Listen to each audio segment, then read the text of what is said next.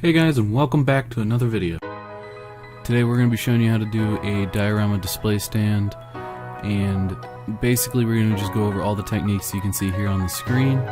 Hopefully you guys can take this and apply it to basing materials as well as dioramas. So without further ado, let's get on to the video.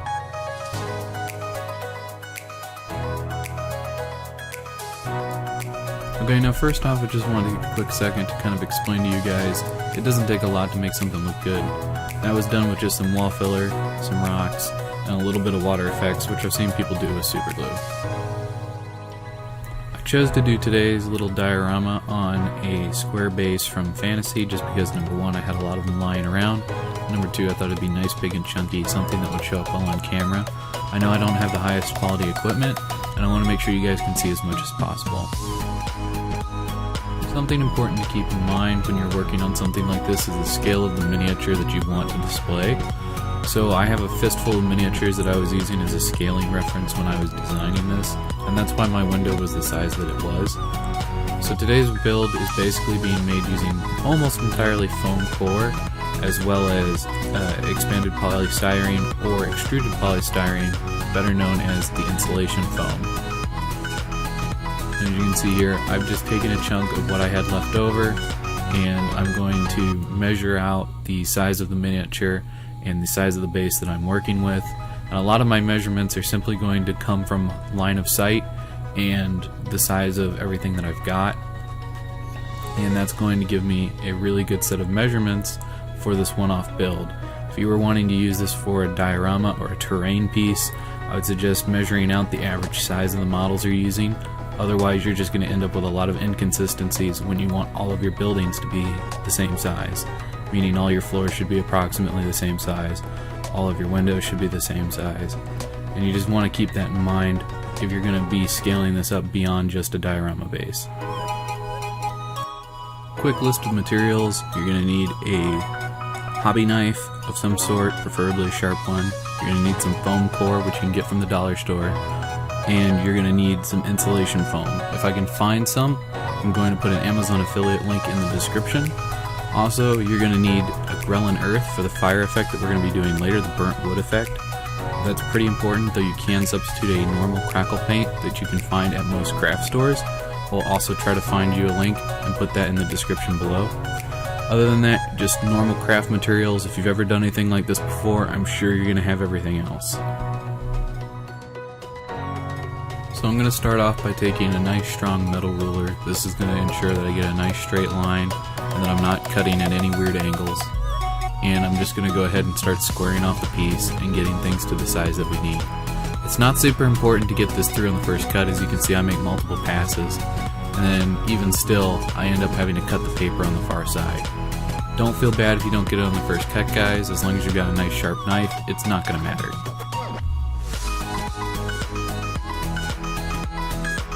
If you're not sure about measurements, don't be afraid to go ahead and just measure things out. If you've already mounted your model, this might make things a little harder.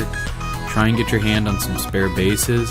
I always try to have a few extra just in case I have a last second project, or somebody needs one, or something like this comes up. It's much easier to work with a spare base than it is with one that already has a model mounted to it. But don't be afraid to go ahead and use that as a starting point to get your basic measurements. And as you'll see later on, I determined that I didn't even need to mount the wall perfectly straight in order to get the effect that I wanted. And oftentimes, guys, when you're doing this, that's going to be the same case. Weird angles make things look natural, so don't be afraid to get creative with something. You don't have to have your model perfectly perpendicular or perfectly parallel to what you're doing. Natural things are not perfect, and the more rough edges you have, the more realistic this is going to look. You know, you don't have to have things perfectly lined up. All I was doing here was simply making some basic measurements, and as you can see, I scribbled out where I want the open window to go and where some rough battle damage is going to end up. Now that ends up changing a little bit just because the open window made that top bit of the frame a little too weak. However, I ended up pinning it with a piece of a paper clip and basically gluing the whole thing back together again at a bit of an oddball angle. And as you can see in the final product at the beginning of the video, it worked quite well. and I basically was just able to patch up holes using white glue. So you don't really need any fancy products to even fix major mistakes. White glue oftentimes, as long as it's not a big hole, can be used for patching small holes or reaffixing two pieces together. And for something like this, where you're not going to be handling a whole lot, it works just fine.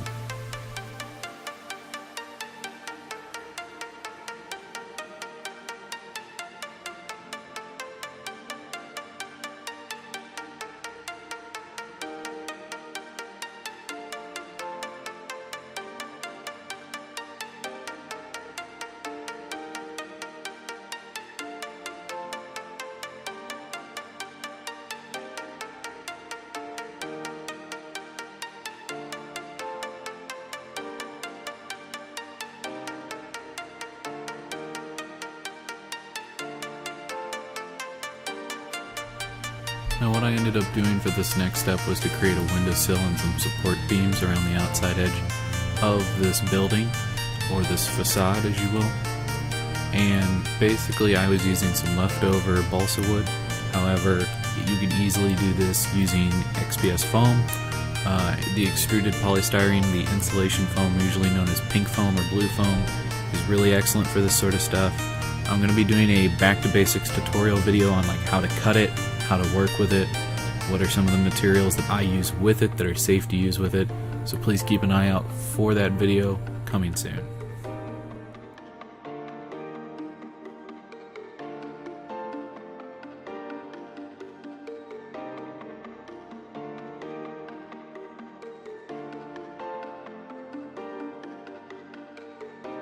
And so as you can see, what I'm doing here is I'm basically attaching some of the foam using what I know to be a safe glue, and then I'm flipping the piece over and simply cutting away the excess. And this was basically how I would go about building a large scale building if possible. Anytime you can flip the piece over and cut it away and get a flush cut, go ahead and do so. It'll help to eliminate any lines that would be unnecessary. And then once I was done with this, I set it aside to dry for about an hour to make sure the glue had cured all the way. Once I had allowed the glue plenty of time to dry, as you can see, I basically cut up a small piece of the insulation foam that I had, and that is going to become a wood plank floor for the inside of the bar, tavern, house, whatever this is meant to be a facade of. And we are going to give all of this foam a wood grain texture eventually. However, right now I was just concentrating purely on trying to get all of my shapes and sizes down as properly as I could.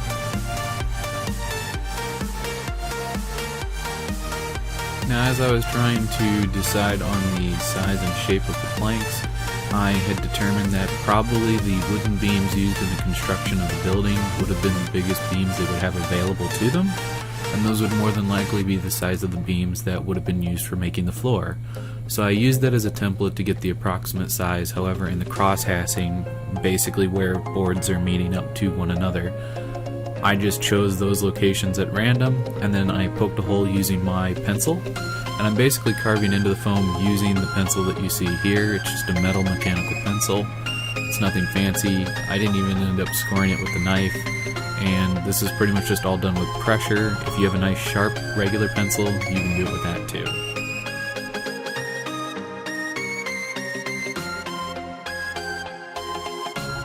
And as soon as I got that all glued in place, I set it aside to dry for about a half an hour before moving on to the next stage. Now at this point I took a really watered down wall filler. I was just simply using some DAP wall filler. I was using Fast and Final, and I had added some PVA glue to this to kind of help water things down a bit. I should have watered it down more, but the main goal of this step was simply to fill all the cracks created in the multiple layers of foam, as well as sealing the outside edge of the foam itself.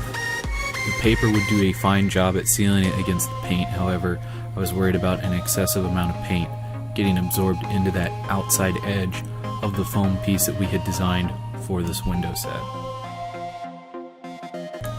Now it took a second to add a little bit of texture to the outside of this building, quote unquote, as well.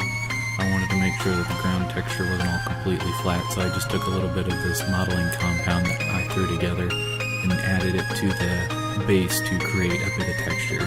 This ended up not being necessary, as the Citadel basing pastes or basing paints that I ended up using would have done the same thing anyway. However, it's a good force of habit to get into. And then I did leave this for the full recommended amount of time to dry according to the wall filler I was using, plus an additional 2 hours to make sure the glue was well and dry. It's important if you want to go ahead and make a test piece using a spare piece of foam so that you can touch the test piece and not worry about ruining your project when wanting to test if it's dry or not. This is a really good habit that I like to try to get into, and it's something I encourage all of you to do as well. And something that I have seen people do, and it's something that you can definitely try, I tried in this video, was using wall filler to do the stucco effect that you would normally see on medieval houses. And although it worked just fine on the inside edge, it didn't work as well on the back.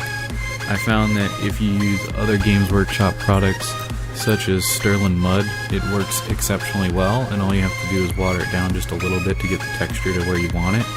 And you can actually see the difference in the end result with the front, which was the grout, and the back, which was the Sterling Mud. Now, a step that got cut out and lost was in between the last section of videos and the one that we're currently watching. I basically took a wire brush to all of the exposed foam bits that would be wood and gave them a wood grain texture by running it along the foam, and that's something that we will definitely cover in a future video in the Back to Basics section. But for now, I had done that and simply taken a watered down black and given everything 3 thorough coats. But you want to make sure they're nice and light coats so that you don't lose any of the wood grain texture, which will become more apparent once we start to paint this project later. Okay, now this step really isn't necessary, but it does help to sell the illusion later, especially once we start working with some weathering pigments. I will have a video coming in the Back to Basics on how to make really cheap weathering pigments. They're not great, but they do work. Basically, in this step, we're taking a Grelin Earth, which is normally a crackle paint designed for like riverbeds or dried up mud pools or things like that.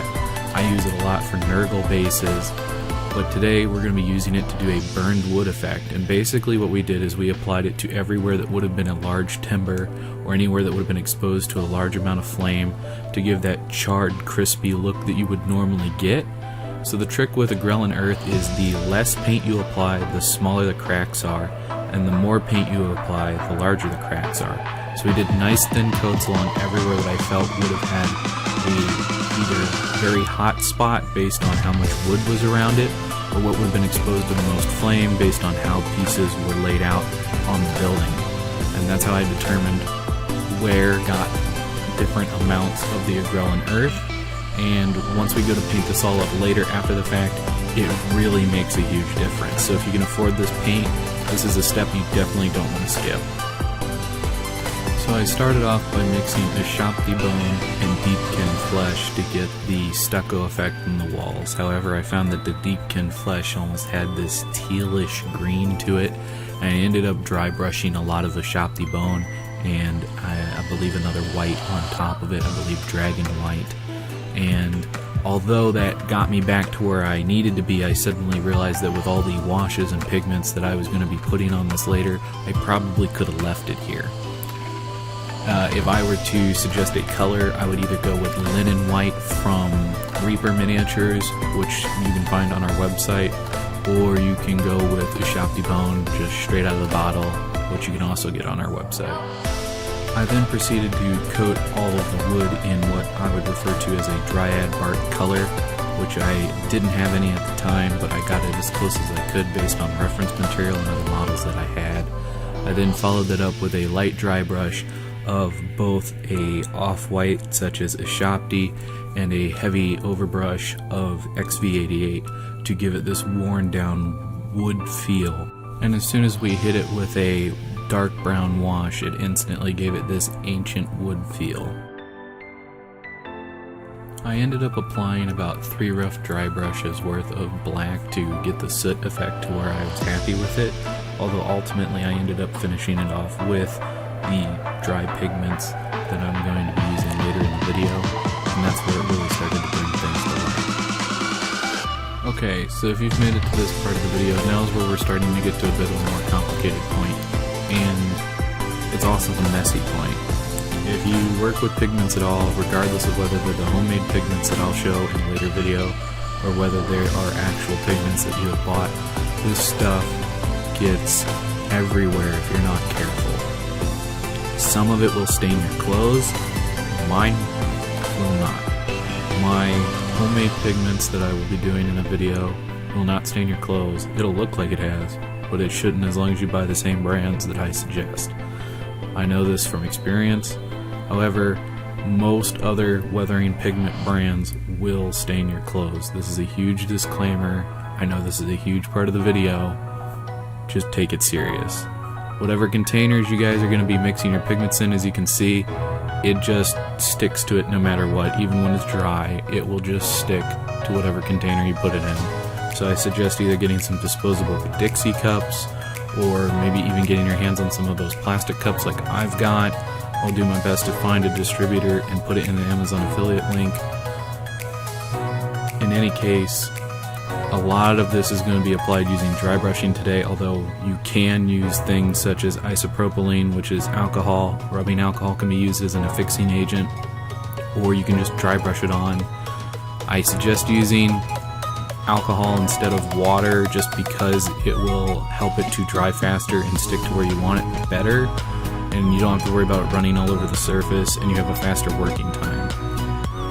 However, for this case, the dry brush effect works the best because we're trying to get this smoky, burnt out wood look. So, that having been said, we started in with the carbon color that I have from Vallejo, and we are applying this directly to the model in all the places that I have already started to do the carbon build up with the black paint earlier. The next step in this is going to be moving on to a grayish brown color, and then finally a titanium white, and this is just experimentation, but we are basically building up the gray and the titanium white on top of the Agrellan earth layer that we did earlier to really show off and pop and make the accent of that chipped earth look turn more into a burnt wood look.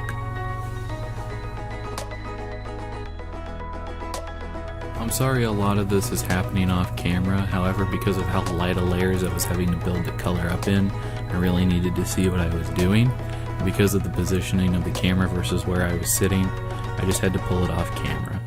But basically just know that I'm building this up in nice light dry brush layers, color by color, sometimes going back and forth between the gray and the white, and that's how I was able to achieve this charcoal color that you see in the final product at the end. There's no camera trickery, it's literally just me spending some time. I think it was about a total of 20 minutes to make this one clip. It does take time, but it is worth its time. If you would like a more in-depth video on weathering pigments and how to use them and different ways to go about using them, I'd be more than happy to make that video. Just let us know in the comments below, and we'll get right on that as soon as we can. If there are any other types of tutorials that you guys would like to see, again, just leave them in the comments. We will start making a list, and I will pump through those as quick as I can.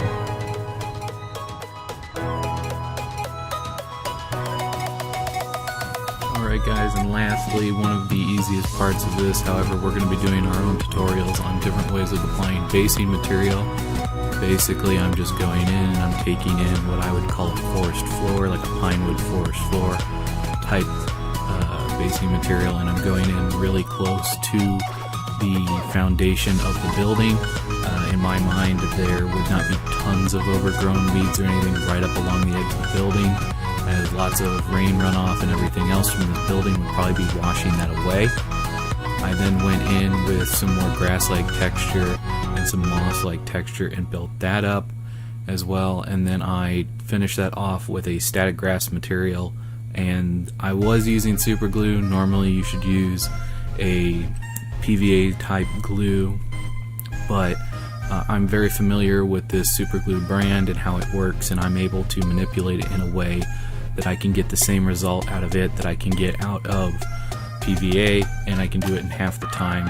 This is just something that comes with experience, and the more you experiment in this hobby, the more you'll get used to doing this sort of thing. Although I suggest if you're going to be using large amounts of super glue in a project, you work outside, in a well-ventilated area, and you get some kind of mask because the fumes are toxic and they will get to you.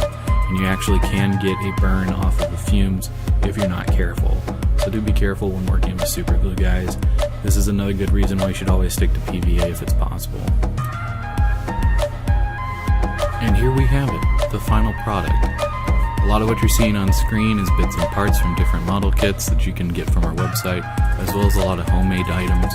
We're going to be doing plenty of tutorials on how to do what I refer to as dress setting, which is all the little individual things that go in together to make a scene.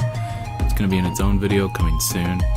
Hope you guys have enjoyed this. I hope you guys will enjoy the final product, and I'll see you guys in the next one. Thanks for watching.